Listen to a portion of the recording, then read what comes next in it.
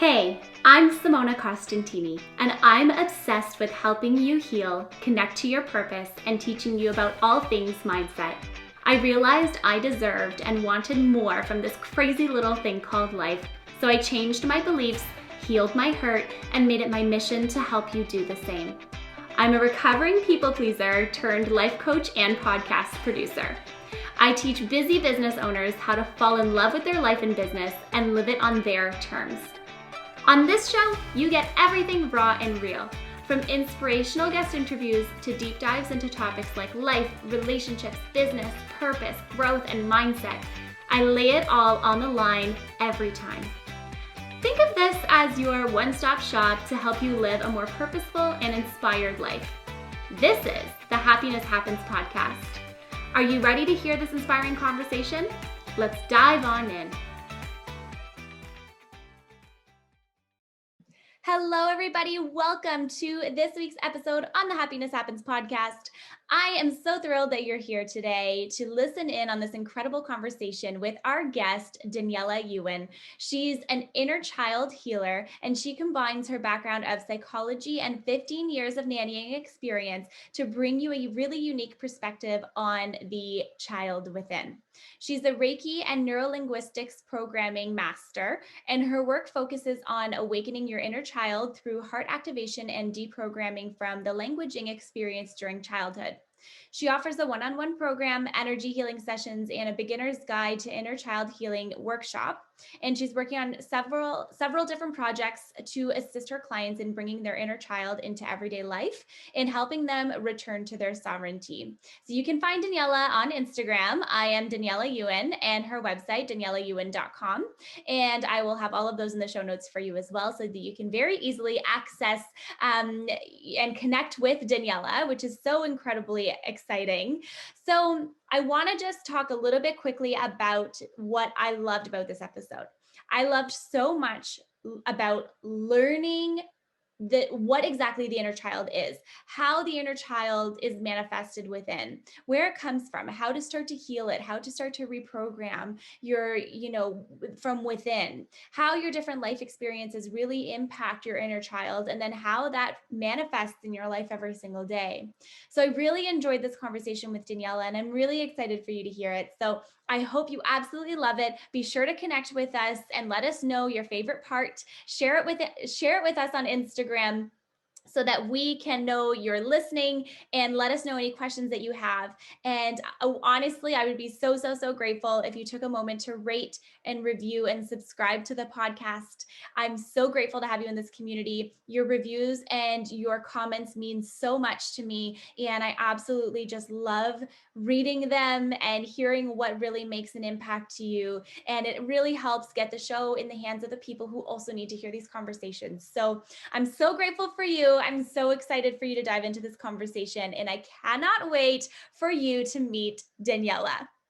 Welcome, Daniella, to the podcast. I'm so excited to have you here today. I'm so excited to be here and share all about the inner child with you and your audience. And so thank you for having me. Oh, you're so welcome. I'm so excited to dive into this topic because I've heard so much about the inner child and, tap into your inner child and, get in touch with your inner child and get in tune. And for me, it's just kind of like, I want to know all of the things. But first, I would love if you could tell everyone a little bit about the journey that's brought you to where you are today. Sure. So I started learning about the inner child and healing my own inner child long before I had a clue what the inner child was. So I have a background in psychology, and I went to school and did that whole thing. And I always was a nanny or a child caregiver my whole time. So it was like, this is my side gig. I make money doing it. Wonderful, whatever. And I kept nannying. And so then almost 16 years later, I found myself ending my time being a nanny and really continuing to grasp what was keeping me in this industry of childcare for so long, because there was a part of me that loved it and I felt so connected to children, but there was also this piece of me that was like, there's something bigger here. So I am actually in acupuncture school as well. So again, I was still doing nannying work while going to school and kind of dancing those lines of I'm doing this to make money, but this is really where my heart is. And then I had it was really like a download of like, what happened? Why you were doing this for 15 years? Because there would be days I'd say like, 15, I'm 31, like I spent half my life doing this. What was the point other than just taking care of cute kids? And it was one child in particular that really opened this thing for me. And it was the children, yes, I was their quote unquote nanny, but they were really training me and teaching me how to approach life from the divine inner child, which is how we really operate when we're young. And then as experiences happen, that's where these imprints, is what I call them, take place. And we kind of veer away from that carefree, joyful behavior that children live and breathe, that now moment life. So I was learning for 15 years through children how to consistently tap into that. And then through the parents, I was seeing how their ego projected inner child, or the wounds of their inner child, were sort of dancing with their child and their inner child, if that makes sense. So it was a long initiation into this work, I guess, is the best way to explain it. I love that, but it also sounds so purposeful and so it's really interesting. And I was just having this conversation. It's really interesting how when you're in something, you don't exactly know why you're in it or what's going to come from it or what's going to happen next. But as soon as you step on like outside of it and see it from like a different perspective or see it once something has already happened, everything makes so much more sense looking back. So I think it's really, really, really cool that you found this through working with the children that you were working with. And so what was it about those two children in particular that helped you bring that part out? Was it because you were just more in tune at that point, or? It was a little bit of that, but I was on my own spiritual path to begin with. And I was doing a lot of other ways of opening myself up to what is my role. I believe very deeply we come into this existence with a purpose. And I always was seeking, what is that purpose? And so there were a few children that really shifted things in me. But the last child, which I knew was going to be the last child I nannied, I didn't know why I knew, I just knew.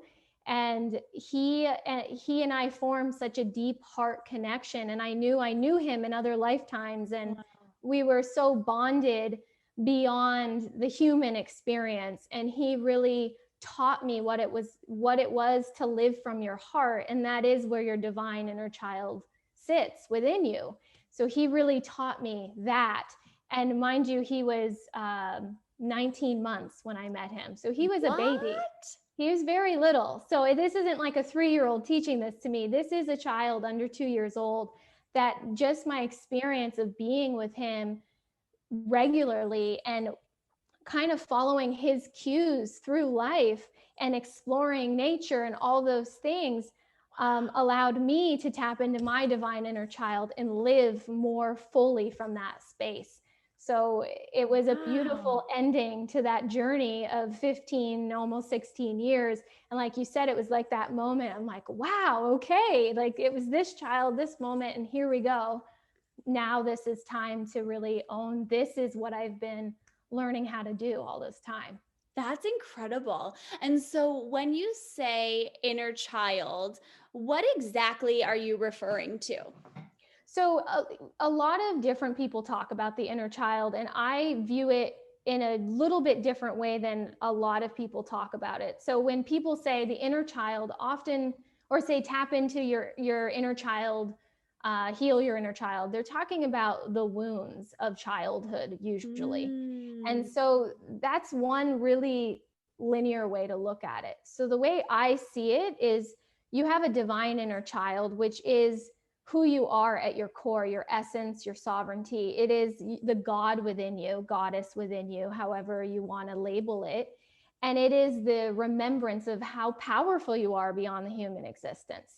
And so then there's the experiences through life that kind of block or shield that child. And what we're doing through life is operating from us, we can tap into that space of survival versus sovereignty. And so the inner child, from my vantage point, you have a divine inner child that is your essence. And then you have an ego projected inner child, which holds those negative imprints and experiences because they're trying to help you and protect you. Even if you're 40 years old, that inner child still exists, that ego projected inner child still exists, protecting whatever that experience was at 2 years old, blocking that connection to the divine inner child. So it's kind of a step back. There's like the way I visually see it energetically is like a fog around that aspect of yourself. That's really interesting. I've never really talked about this sort of concept before. So I think it's just all very cool because it's like, about the ego. I mean, because Right. my listeners, my audience know about the ego. Of course. It's a spiritual based sort of like more spiritual on the spiritual side podcast. And so it's just really interesting to hear this concept of inner child and how the inner child links up to ego, but then also it can be such a divine essence. And I love that.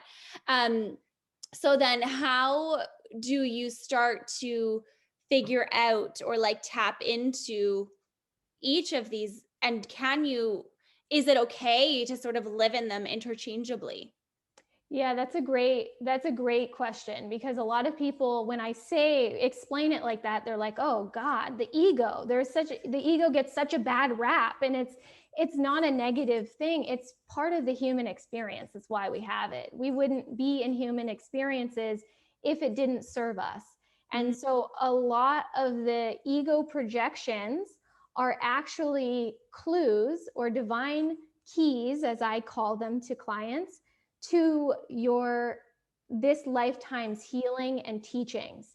And so when we're operating more in that survival mechanism type of behavior, or we're doing self-sabotaging behavior, and we get that feeling of like, I know I just sabotaged this, but I don't know why I can't stop myself from sabotaging it. That's the ego projection. And it served a purpose at one point. So when we are looking at the healing process of it, we're coming back to balance between the divine inner child and the ego projected inner child, because we can't get rid of the ego, and we don't want to. It serves as a guiding tool in its own right. So we use that as sort of a map of, okay, here's some negative imprinting, and let's look at this negative imprinting and how it served us at this time, and how now oftentimes what happens is it served us in our younger years, and now it's actually inhibiting us from growth, from success, from relationship, from all different aspects. So it kind of switches, and now we want to switch it back to, okay, we've learned what we needed from it. Now let's get back to that divine inner child and live in that place of more joy and more happiness and more carefree living. That's really, really good. And how do we start to break down the inner child stories, or, I guess for lack of better words, the wounds or like the past trauma? And how do you start to break that down? How do you recognize exactly where that story could pinpoint from? So some people can't remember their childhood at all. And that's me. I can't remember my childhood. Right. And so some people are like, where do I begin with this? And if that is the case, sometimes what I'll recommend is, if you can think of anything from childhood that you love to do, because it's a lot easier to remember those joyful moments when we have that experience of like blackout of childhood. you can still sometimes pull out those joyful experiences. If you cannot, what do children love to do? Look at children, like observe how children act. They love to be in nature. They love to connect to the elements.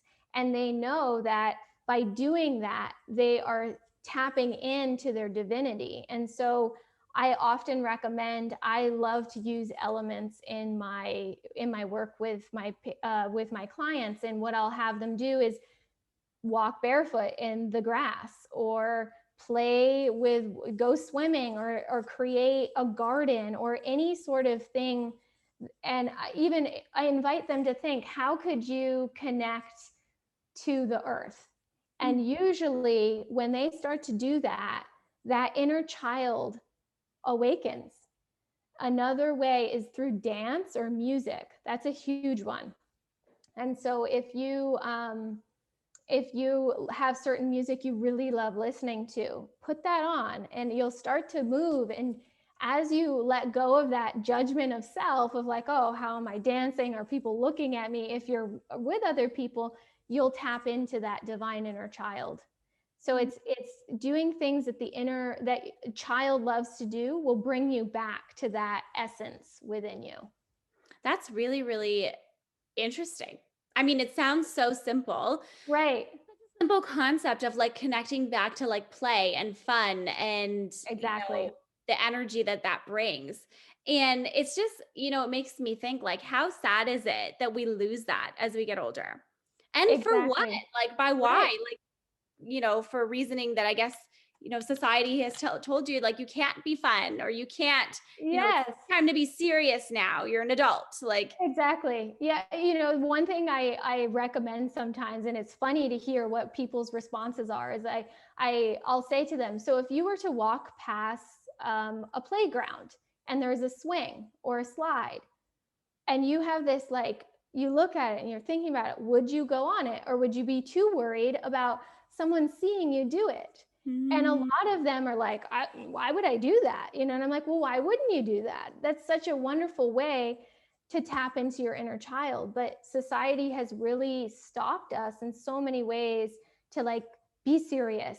You're this age now, so you can't act this way. Or when people are tapped into their inner child, because I see adults that are so tuned into that divine inner child, they dress however they want, they are so carefree, and people are judgmental of that. Right. And so then that kind of pushes against that idea of like, well, should I tap into my divine inner child, or are people going to? So there's constantly that seesaw of battling between, like, knowing that you can do it in a way that is quote unquote acceptable in society, and make baby steps towards doing it. You don't have to go out. If I love cheetah print, so I will wear a full cheetah print outfit, no problem, right? But years ago, before I had done any inner child healing, you couldn't catch me wearing that. So it's like the baby steps of getting yourself to a space where you feel comfortable totally expressing yourself and not worrying what anyone else thinks about it. Oftentimes they're like, how do I have that carefree ability like this person? How do I wear full cheetah print and not care if anyone's like, wow, look at her, Exactly. It's so funny that you say that, because I was also having this conversation actually with my mom, like my family, and we were joking around, because I also love cheetah print. I love cheetah print. I love scrunchies. I love Yes. like anything that's like pretty or whatever. I just love it. And so for Christmas last year, my dad got me this like pajama set. It's literally cheetah print top and cheetah print bottoms. Okay. I love it. I love it also. And so I wear it like the full outfit. And then I got a cheetah print scrunchie. Then I got a cheetah print bag. And so we were joking last week actually. And my mom was like, Simona, like, she's just joking around though. Simona, only one piece of cheetah print at a time. Yes, right? Yes. And I was like, I don't understand the question. I was like, I don't understand the statement. I was like, so you're saying all cheetah print, all cheetah Yeah, print. And she's like, yes. no, what? And I was like, okay, so scrunchie, sweater, and pants. And she's like, no. Anyways, it was really Right. funny. I love that. Yeah, it's because it's like, it's totally fine if that's what you want to do. Wear all of those Yeah. things. And that the whole movement of scrunchies kind of coming back to being mainstream. What is that? That is tapping into that Yes. divine inner child so quickly, because we can wear a crazy scrunchie and people are less judgmental of it, or we feel more comfortable doing it versus a full outfit in a certain way. And speaking of clothing, that is one of the easiest ways to tap into the divine inner child. So it's, if childhood memories are hard, I always say, like, what's your favorite color? If you could pick an outfit to wear, pick it out and wear it and own that. And just, the thing with the divine inner child is, as soon as you have the intention to connect, it's there, it's ready, it's so present, because it is your compass in life. So it wants to guide you. It's just waiting for you to come and say, I'm ready, guide me, show me the way, help me through this incarnation. I love that. I love that. I'm thinking it's going to have to be hot pink cheetah print probably for the rest of my life. Perfect. Yes, exactly. That's it. Changing the name of the show. No, I'm just kidding. Right. Happiness is found through hot pink cheetah prints. Is there anything else? No. Oh my goodness. I love that so much. And I really like how accessible it is, because, you know, when I hear inner child before having this conversation, I instantly thought of shadow work, a ton of meditation, sitting in silence, like journaling through, really doing like that deep, deep, deep healing. But it also sounds like it can just be like more, if you're not feeling like diving that deep in that moment, it sounds like it could be more like fun play, like experimenting. Yeah, it can be both. So I will say it is shadow work, and it completely it is. But that's the deeper part of it. In terms of like, if one part, if you said to me today, like, how can I tap into my inner child every day for the next 30 days? You could do it totally through play if you wanted to. But there will be a point when the ego projections will come forward or become more present. And that's why when I do work with clients, it is for a longer period of time, so that there is this container of space when these things come up, that they can come up safely, especially if there is any sexual abuse history. There needs to be a lot of safety and love and security around that. And part of my mission with the work I do is to really make that accessible. So yes, it's deep healing, but it can be very light too. It always comes back to the balance of, I may give a client a meditation to do and have them really work through some negative imprinting, but then the next week say to them, I don't want you to do any of that meditation. I want you to just tap into your inner child through play, through music, whatever it is for you, and balance it. Because we can do all of that shadow work and get so caught up in it's very heavy energy to work with. And so we want to always balance it out with the lighter energy of the divine inner child. And when we do that, the ego projections come up easier for us. And so it's like, okay, that wasn't that hard to really work with. So let me take a little break. And what ends up happening is clients will know, okay, it's time. I feel another, this is wrapped around this thing from childhood. And a lot of my work is around languaging too. So if there is language that was talked about, or name calling, or whatever that happened in childhood, I have clients look at that. And then that week they may look more at the languaging they experienced. And by doing that, they're able to actually find the imprint right then and there without me saying, well, do you think, it sort of becomes intuitive. And that's really what my goal is, to give you the foundation so you feel confident, but not require, to spend 6 years with me doing this, you know what I mean? Or constantly coming back saying, oh my goodness, here's some more things. You have the education and the tools to really dive into it. Mm-hmm. And if it does get really heavy where you're like, hey, I need a little bit more, that I'm there and I'm available to sit with that. Because I know when I was doing it myself, I would have loved to have someone say to me like, hey, I'm here if you need to talk through this really heavy part.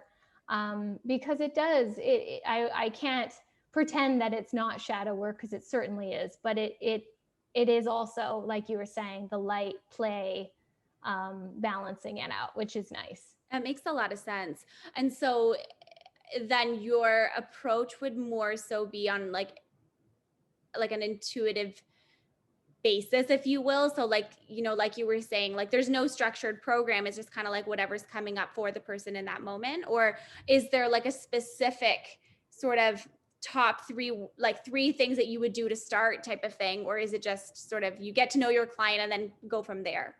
So I offer a one-on-one program that's 3 months. And part of the reason a lot of people do 3 months as their programs, the reason I do it 3 months is actually because of what I've learned in Chinese medicine. So there's something called Jing, which is like your life force energy, and it cycles every 3 months. So when it cycles in a 3-month increment, that's when change can really shift, your body can really shift, and the Jing shifts. So that means these removals of these imprints can really solidify.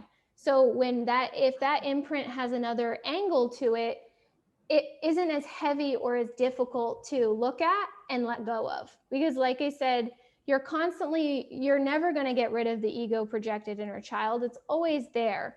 But when it does come to visit you, it's not as difficult as it was the first time you really sat with it.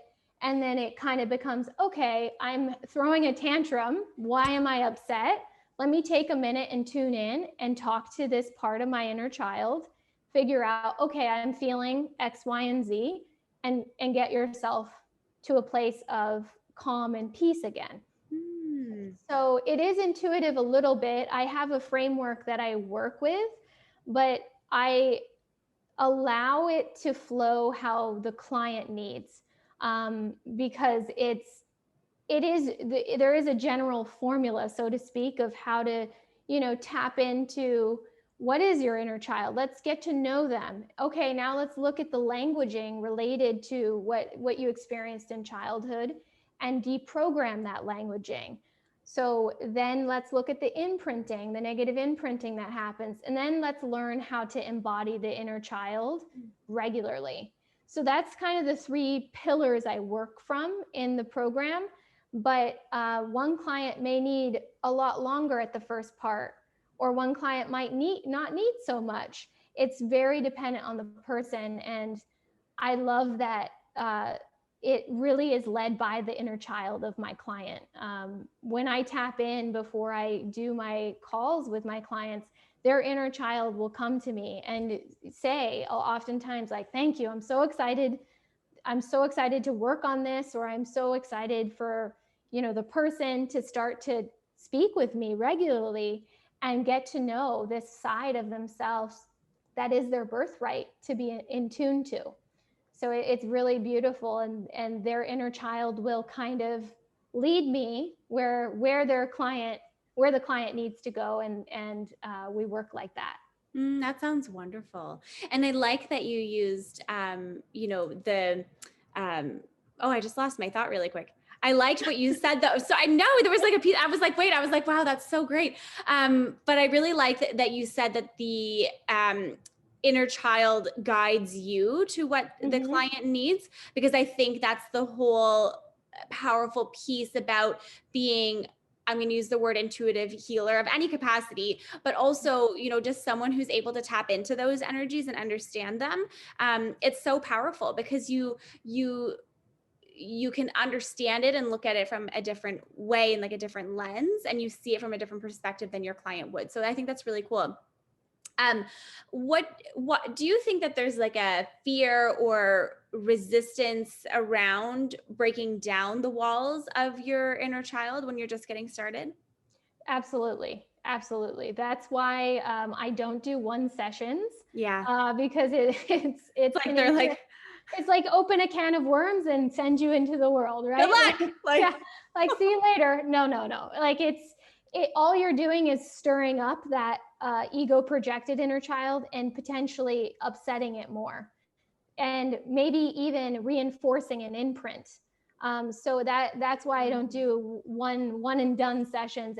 I specifically created the 3-month program with that idea in mind, because there is resistance. There will always be resistance because it's part of your identity. At most of the points that my clients come to me, that part of them is in an identity that they have attached to, either because it has been given to them by people around them throughout their whole lives. Sometimes like nicknames are a great, very easy example of that identity. As a child, this was your nickname. And now as a 20, 30, 40-year-old, you're still going by that nickname, even if it doesn't align with you. And so to start to change that identity doesn't just happen with you. It happens with everyone around you. And as you start to tap into your inner child, you will start to feel, well, I've been fine for 30 years or 40 years doing this, so why should I change it now? Or, that idea of, well, I do really want to find my partner, but I seem to keep attracting the same person. And, this is just how I am. This is my type, is like a great example. People will be like, this is the type of person I go for. And it's based in ego projected inner child wounds. So it's can be based in that trauma, like the trauma experienced in childhood. We will consistently have experiences to either help us reinforce it or to free ourselves from it. So there's definitely resistance. I tell clients, you will feel resistance, and that's okay. That shows that something's happening, versus just that, I'm living my life this way and I'm not doing anything. The resistance is a key that you've hit something, you've tapped into something, and you can either leap into the sovereignty or come back into the survival. And it may be a dance between the two for a little while. But the fact is, you had intention to start, and that's always where it begins. That is so interesting. I really like the like parallel you made between relationships and your inner child wounds, or am I saying that correctly? It is inner child wounds, is it? Yeah. So I call it negative imprinting. A lot of people call it wounds. There's a lot of different words for the same thing. So whatever feels. I was like, I don't know if I'm saying the right word here. But I think that parallel is so interesting, because there's a lot around relationships in general. Do you know what I mean? But very often do we not go back and think about where all of that came from. What was the moment that made you feel like it had to always be this way forever? You know what I mean? Like, what was that specific thing? And truthfully, like the last thing that I ever would have paired relationship sort of struggle, like that kind of thing with, would be your inner child imprinting, negative imprinting. I never would have drawn the conclusion between both of them together. Right. It's a really interesting connection, because if you think about our a childhood experience, our parents or our main caregivers are essentially modeling to us their version of life and how they operate. Oftentimes they're operating from that same dance of their divine inner child and their ego projected inner child. And so that is then imprinted on us. And so the inner child is developed from womb time to 7 years old. Oh. But so that's something I forgot to mention. So that is when it really develops and solidifies. But we can carry ancestral imprints too through our lineage. And so that idea, say there was money issues in the lineage, and this idea of scarcity was imprinted on your dad, and your dad would say, money doesn't grow on trees when you were a child. And then you keep hearing that through your whole childhood. chances are you're going to have trouble with money because you have that idea of, well, it's not accessible everywhere. It's that same idea with relationships, how your dad and mom, or your two parents, mom and mom, dad and dad, or grandparent, whoever's taking care of you, how they modeled respect to in relationship, whether that's intimate relationship or, you know, speaking to a sibling or a cousin or whoever, or just a person at a restaurant, that models a behavior. And that behavior you can have imprinted on you in childhood. And then a lot of times we're not conscious that we're operating from that. So if we grow up in an environment where abuse is normal, like yelling is a way of showing love, like constantly yelling at each other, chances are in relationship, that will be a normal way. So you may show up in a relationship and start that, and the person is like, wait a minute, why are you yelling? You know, they don't get that's how you were modeled love. Exactly. So that it's really interesting when you get into the relationship side of it, because of course it taps into a lot of different areas in our lives, but relationship is so easy to see it come through. That's so crazy to me. And the thing that you said about money, like money growing on trees and all that, as a side note, I remember when I was younger, that's a story that's always been in my family. Money doesn't grow on trees, save for a rainy day. I think like most Right. families probably carry Yeah. that story, right? And so I remember hearing that. And I remember I was younger and I think it was my dad who said it to me. And he was like, money doesn't grow on trees. And I was like, well, like, why don't we just get a money tree? Do you know what I mean? Like it didn't, I was so young, like it didn't even resonate. Like I was just like, I don't understand. And then you get older and then you see like, you know, people being like, save your money, da, da, da, da. And then you're like, oh, money doesn't grow on trees. Like, okay, I get it.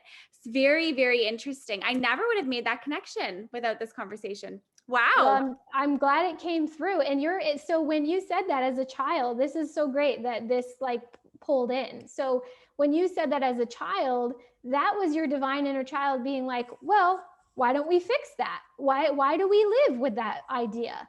Let's figure out a different way. So that right there, like that experience is showing you the child sees things so differently, and they're able to see that quantum level of there is abundance, there's enough for everybody. Mm-hmm. It's just breaking down the walls that made us believe there wasn't. And part of that is society reiterating that same narrative of save for a rainy day, money doesn't grow on trees. And then, you know, Aunt Sally says it to you, and it's like, well, my dad and Aunt Sally says it, so you gotta know, be true.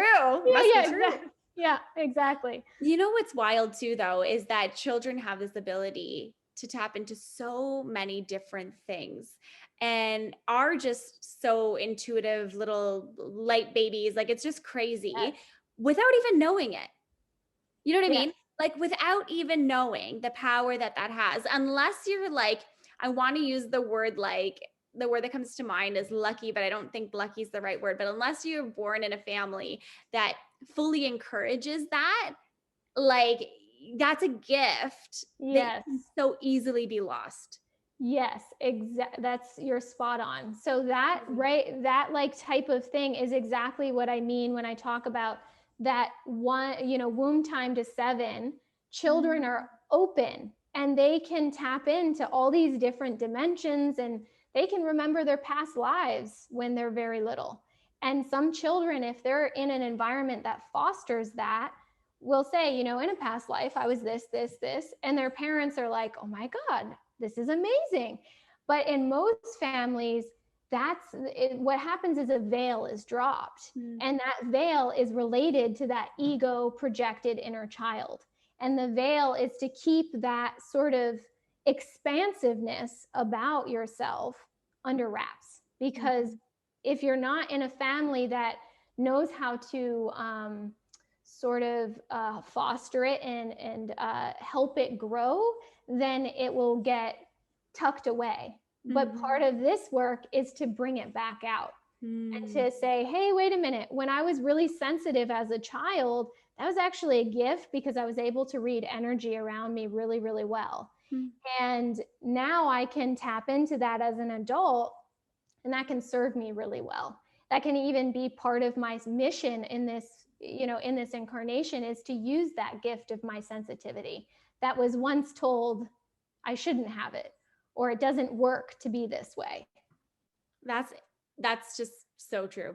Honestly, it's just so powerful. And I think about one of my really good friends, her daughter is so in tune. Like she is just so like she'll tell me stories of all the different things, and it's like she's already such an incredible mom, but like to even have like she's a Reiki practitioner and all of that. And so Mm-hmm. even to have the ability to like understand what her daughter's talking about without shutting it down and just like encouraging it and allow her to explore it. Like, can you imagine that you had the abilities that you have now back when you were like 5? I mean, How different your life, like it would yeah. just be so crazy. Yes, that's really, we all have this ability to be these really intuitive, very connected people, but it gets lost along the way, and it Yeah. gets tucked into that divine inner child. It's always there. It's waiting. And that's why I say it's waiting for you to come to it as your compass, because that intuitive nature, maybe you're clairaudient, you're clairvoyant, it will come back online because you're tapping into that. And that's really, children who grow up in environments that their parents can understand them, that speak that language, is also something I really focus, because I was a nanny for so many years. I naturally can understand when a child is going in that space, and teach parents how to foster that, and allow them to say, okay, this is them tapping into this divine piece of themselves. And if a parent has resistance to it, that usually helps me see, okay, maybe there's an imprint with this parent, and how to come to a place of heart-centered parenting. So like I said before, the inner child healing can go in so many different directions.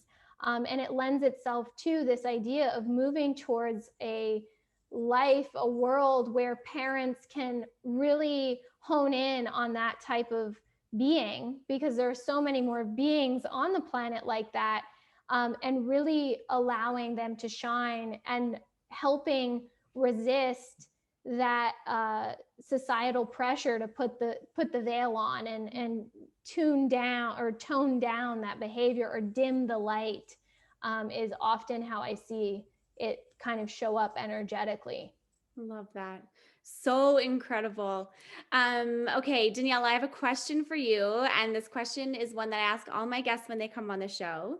Okay. And it's, how can you create a little bit more happiness in your day every day starting today? I love that question. Thank you. That's a great question to end Thank with. you. I think it's so simple. It's taking 1 minute, and this is what, yeah, it's taking 1 minute, placing your hand on your heart, Mm. and saying to your inner child that I see you, I love you, and what can I do today to embody you? And then whatever comes to your mind, you do it. Even if you have resistance to it, do it. And joy and happiness will ultimately come out of it, because you tuned in to that piece of yourself. So that would be my suggestion. I love that. That's so good and so easy to implement right away. As you were Yeah. saying that, I was like, yes, hand on heart. I was like, yes, I'm feeling this. So simple, and it feels so natural to be like, okay, let me tune in. It Yeah. becomes, you almost sort of reach to do it, because it's such a calming feeling to do that, to tune back into that space. And I know happiness will be found by doing that every day. I love that so much. Thank you for sharing that. And where can our listeners find you? Because I know they'll want to learn more. They can find me on Instagram. My handle is I am Daniella Ewen. So it's spelled I am DANIELLAEWEN. Or they can go on my website, daniellaewen.com. Amazing. I will link those in the show notes. for people to very quickly be able to access it and connect with you. But I want to thank you so much for your time today. This was such a great conversation, and I'm so grateful that we connected. I'm so grateful as well. Thank you for your time. I'm so excited for you to practice that and let me know how it goes, because I can feel that you're like, okay, tomorrow I'm doing it. I'm doing it. It's already done. I'm so excited. I'm always looking for fun ways to sort of tap back into. That's like as like a side note. I know like we're sort of, well, anyways, I'll just go off on this tangent for a second. As No a worries. side note, I've spent so many years working in corporate, and it is so exhausting to like just be constantly going somewhere every single day and like, doing the work because you have to, not necessarily because you want to. And it's like, what time do you have left for you at the end of the day? You know what I mean? Exactly. Yourself. And especially in a year of like massive, pandemic and like not being able to go anywhere pretty much, or doing the things that you typically would that would bring you joy or connectedness to yourself. Yeah. You know, it's like, yeah, at what point? And so now I'm just in this place. I'm like, I just want to absorb everything that I possibly can to just build Yes. the spiritual relationship with myself. Like that's really the mood and the whole vibe that I'm in for 2021. So That's perfect. That's perfect. And that's exactly what this work is all about. And so that's why this is the perfect year to really tune into that space. So it's so true. Yeah. Amazing. Well, thank you so much. It was my pleasure. Thank you. Thanks everyone for tuning in, and we will catch you next week on the Happiness Happens podcast. Well, it looks like we have made it to the end of this episode. I'm so proud of you for tuning into this episode, and I'm so grateful that you joined me in this incredible conversation. I would be so grateful if you took a quick second to rate and review the podcast and let me know what you loved the most. I also love hearing from you, and I would love to know your thoughts on this episode. So feel free to tag me online or let me know that you're listening. I'm so excited to connect with you. Wishing you a beautiful day ahead, and remember that happiness happens when you're least expecting it.